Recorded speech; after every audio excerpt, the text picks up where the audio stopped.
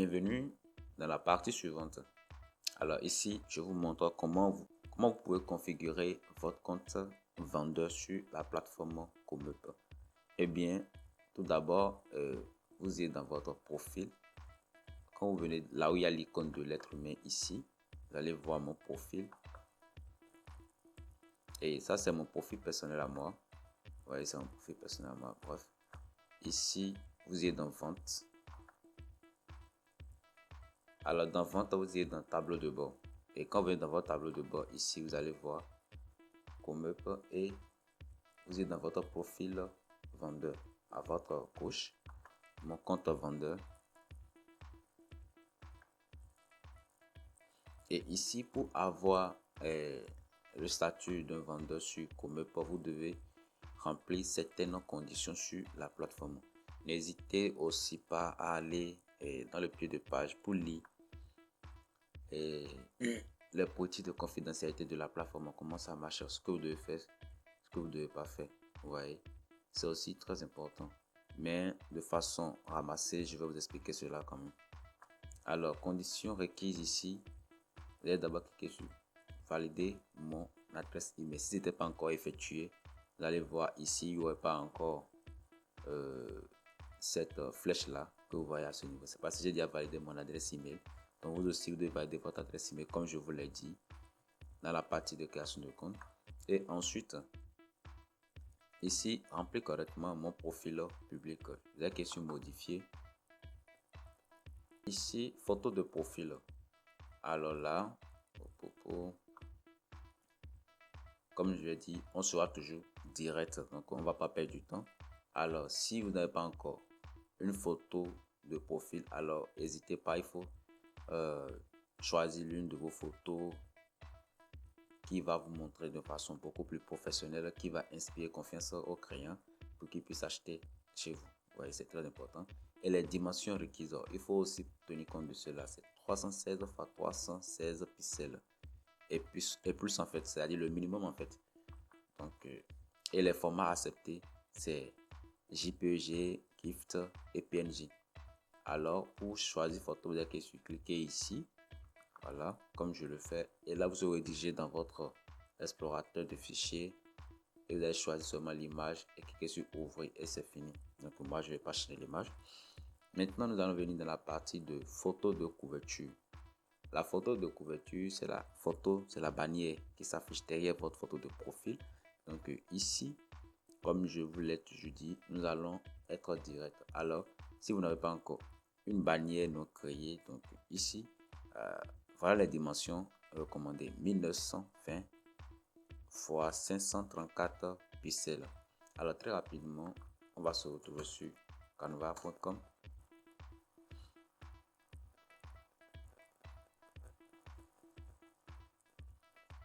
Et là, une fois sur canva.com, si vous ne savez pas encore comment utiliser canva.com, n'hésitez pas. J'ai effectué plusieurs tutoriels gratuits sur ma chaîne YouTube et je l'ai expliqué comment utiliser Canva. Donc, vous avez sur dimension personnalisée. Et là, les dimensions recommandées, voilà, ça ici 1920. Vous allez taper ça. Ici, 1920 x 534. Et là, qui sur créer un design. Vous pouvez aussi utiliser Canva depuis votre téléphone. Ça se fait bien sûr. Donc, depuis votre navigateur Chrome, vous allez vous rendre sur Canva. Ça marche très très bien. Alors ici, avant de commencer par créer notre bannière, on va faire un tour sur la plateforme Comeup.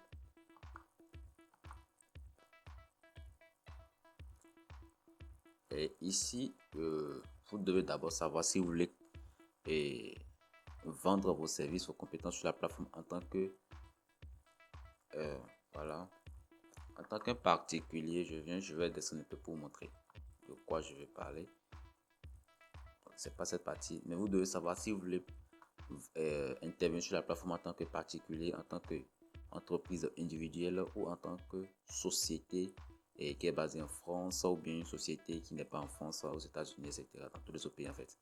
Donc si c'est en tant que société, alors vous devez tenir compte des chartes graphiques de votre société. C'est-à-dire si c'est une société, c'est que votre société a déjà une marque, un logo, etc. Donc vous allez tenir compte des couleurs, de la police, etc., de l'achat graphique de votre société pour pouvoir créer votre bannière. Si vous voulez intervenir en tant que particulier, alors là aussi, vous allez tenir compte de cela également pour créer ça. On va visiter rapidement. Je suppose que nous, ici, nous sommes un community manager. Donc, on va visiter des community managers qui sont déjà sur la plateforme. On va voir comment community manager, je tape ça dans la barre de recherche. Et là, ils vont afficher ceux qui offrent des services de community manager. Vous voyez. Je vais prendre pour celui-là. La dame là, elle a effectué déjà plus de 500 ventes. Je vais la choisir et puis c'est son profil qui m'intéresse et non son offre. Bon, celle-ci n'a rien mis comme bannière. Donc, bannière là, ça n'a pas d'intelligence. C'est pas ça qui fait que vous allez vendre sur la plateforme, non. Vous voyez, c'est pas ça qui va déterminer vos ventes sur la plateforme. Je vais prendre une autre personne. Mais il est important d'avoir une bannière. Vous voyez, il est important d'avoir une bannière. Et aussi pour les bannières, il ne faut pas aussi surcharger vos bannières. Faites quelque chose de très simple. Donc, celle-ci, voilà, elle a essayé de mettre Anusha Design. Eh bien, et voilà les domaines dans lesquels elle intervient. Elle intervient, voilà, il y a web marketing, community manager, rédaction d'articles. Donc, il faut juste énumérer ce que vous faites de façon succincte et directe. Donc, il ne faut pas raconter des blabla. Les clients n'ont pas le temps même pour lire tout ce que vous voulez rédiger. Donc, dans le domaine du web marketing, voilà les services qu'elle offre. Et dans le domaine du graphisme, voilà également les services qu'elle offre. Et puis, point. Donc, nous aussi, on va s'inspirer de quelque chose du genre. Et sur Canva, nous avons plusieurs modèles ici à notre droite où on peut choisir l'un de ces modèles là pour nous inspirer pour vite aller. Donc ici, moi je prends ça rapidement. Au lieu de laisser ceci, je vais changer et mettre ma photo. Ici, je suppose que je vais intervenir sur Canva en tant que particulier. Vous voyez, en tant que particulier. Alors là, je vais insérer ma photo.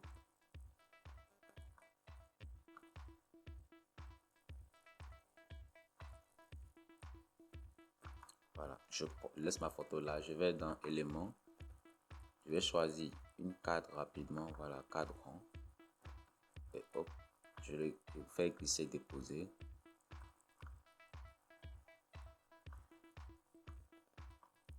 Je vais bien centrer cela. Voilà, c'est centré.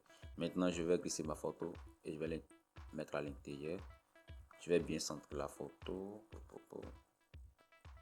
Pour centrer la photo, il faut juste faire tout clic sur l'image. Vous allez défiler vers le haut, du haut vers le bas ou du bas vers le haut, gauche à droite, etc. Alors voilà ce que ça donne.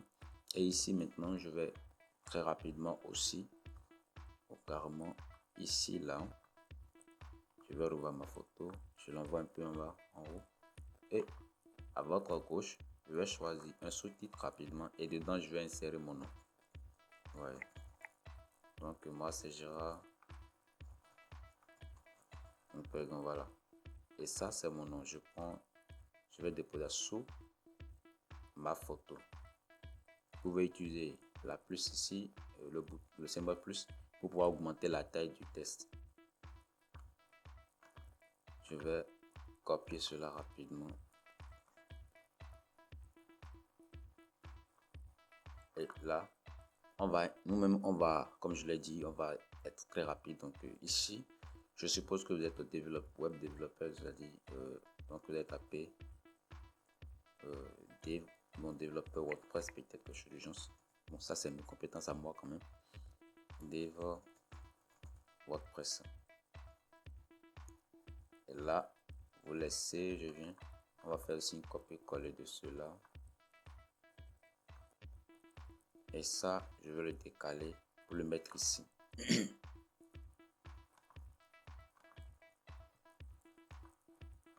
Donc, j'ai dupliqué cela rapidement. Et ici, ce que je vais faire, c'est de citer en fait tous les services que je peux offrir dans le domaine de WordPress en fait. Donc site, vitrine, voilà, site e-commerce, patati patata. Donc n'hésitez pas à énumérer tous vos services à ce niveau. Bref, et quand c'est fait, hop, je laisse. Je vais effectuer la même chose. Donc je vais effectuer la même chose au niveau de ce côté-ci. Voilà. C'est pas pourquoi le petit contenu me traduit ça. Alors ici, si vous avez aussi d'autres compétences, par exemple, voilà, Community Manager, ça c'est une autre compétence. Donc les services que vous pouvez également offrir dans Community Manager également, n'hésitez pas à insérer les également à ce niveau. Et une fois que c'est fait, si la couleur de l'arrière-plan ne vous plaît pas, vous pouvez aussi changer la couleur d'arrière-plan. Si c'est le noir qui vous inspire, ou bien si c'est le jaune, ou bien voilà, essayez de voir la couleur qui va vous convenir. Voilà, encore la couleur bleue, et ça aussi c'est pas mal. Et si vous voulez ajouter des éléments, il y a des éléments, plein d'éléments ici. Bref, vous pouvez ajouter autant de choses pour pouvoir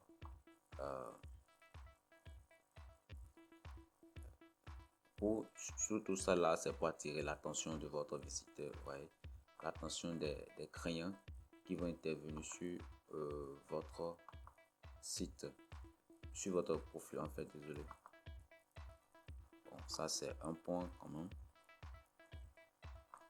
Il faut juste être créatif en création des designs graphiques, vous voyez. Vous devez être créatif, c'est tout. Bref, je mets cela. Donc si vous terminez de créer votre bannière, alors c'est le moment de l'importer. Vous allez bien sûr partager et enfin cliquez sur le bouton télécharger en bas ici. Le format c'est PNG. Voilà, et là cliquez sur télécharger. Et une fois que vous terminez de télécharger votre image, vous allez revenir sur comme ici, et là avec ce bouton, cliquez ici et vous allez téléverser le fichier à ce niveau. Et hop, c'est fini pour cette partie également. Ensuite, la biographie. Ici, vous allez vous décrire. Et dans votre description, vous ne devez pas insérer des informations qui vont révéler vos adresses, votre numéro personnel, puisque sur Comep, comme je vous l'ai dit, de lire les règles, ce qu'il faut faire, ce qu'il ne faut pas faire sur Comep. En tant que vendeur, vous n'avez pas le droit de mettre des informations qui auront rapport à votre, à vous-même en fait. Vous voyez, surtout au niveau de votre biographie, c'est interdit. Votre numéro de téléphone, votre adresse email, bien votre profil social, c'est très interdit. Sinon, vous serez banni tout simplement sur la plateforme. Donc, ce que vous avez à décrire en tant que votre bio, c'est juste votre prénom et vos qualités, vos compétences. Depuis quand vous avez commencé par exercer votre activité, les expériences déjà acquises, c'est tout comme les personnes, etc. Et puis, pour finir, vous allez insérer une phrase, un call to action, une phrase accrocheuse. Vous voyez, peut-être quelque chose du genre soit contactez-moi un instant. Contactez-moi dès aujourd'hui.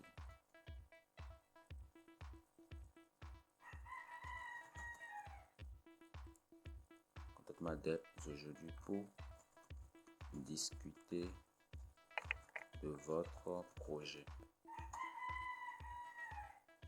Et voilà. Donc une fois que tout cela est rédigé proprement dit, n'hésitez pas, il y a un canevas que je vais vous laisser. Un canevas que vous devez suivre. C'est très important pour ne pas faire d'erreur. Alors, vous avez que sur mettre à jour en bas. Et là, votre profil vendeur est en train d'être créé petitement.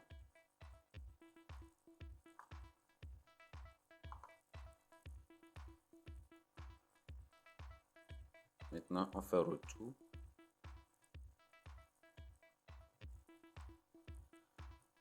Et quand vous terminez de remplir l'autre partie que vous cliquez sur mettre à jour, automatiquement se rédiger vers la troisième partie où on va vous demander de valider vos coordonnées par Comep.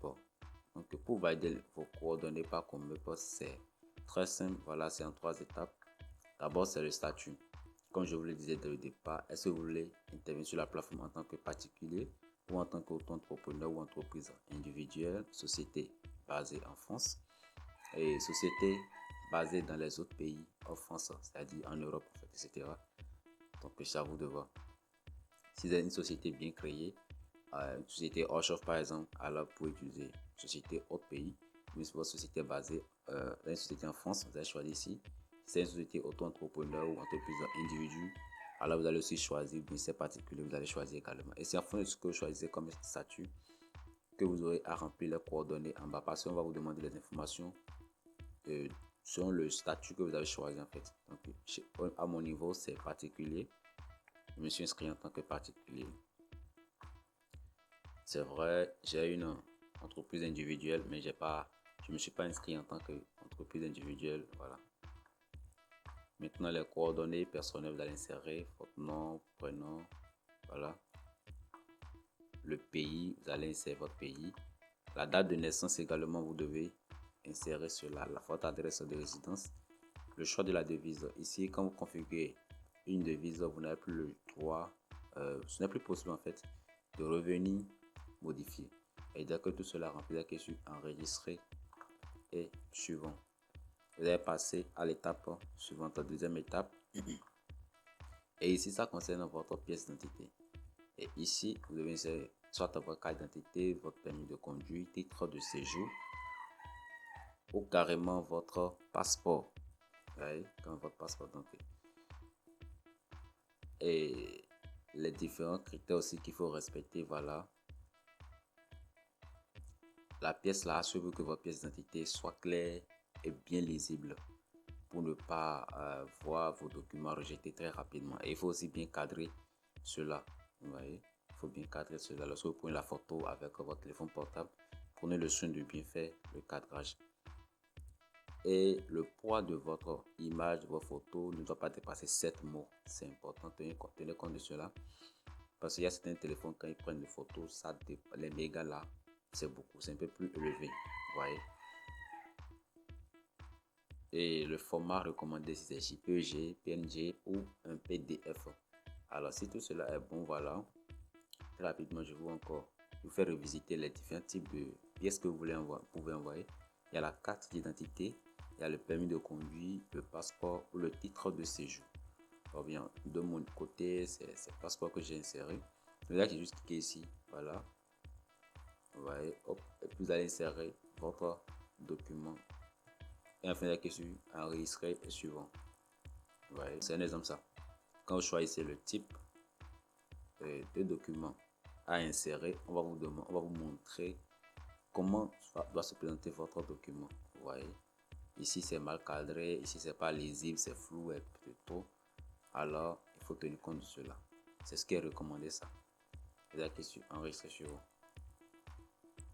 Je ne pourrais pas vous montrer la troisième partie parce que vraiment, ça me demande encore de réinsérer ma pièce d'identité. Je ne l'ai pas apporté ici rapidement. Donc, bref.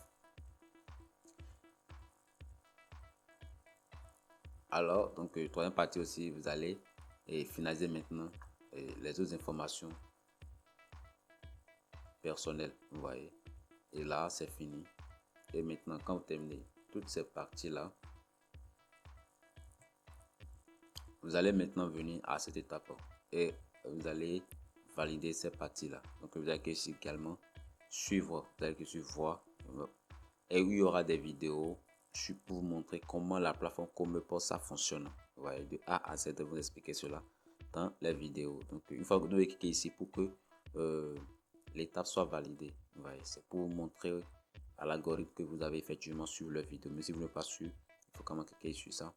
Et ici aussi, cliquez sur voir pour montrer que vous avez pris le temps de lire la charte. Et c'est la charte que moi j'essaie de vous expliquer pas à pas. C'est-à-dire dans la charte, on vous explique ce que vous devez faire, ce que vous ne devez pas faire sur la plateforme pour éviter les erreurs, pour éviter d'être banni ou bien pour éviter de travailler et vous n'aurez pas accès à vos biens, etc. Donc c'est la fin de cette partie.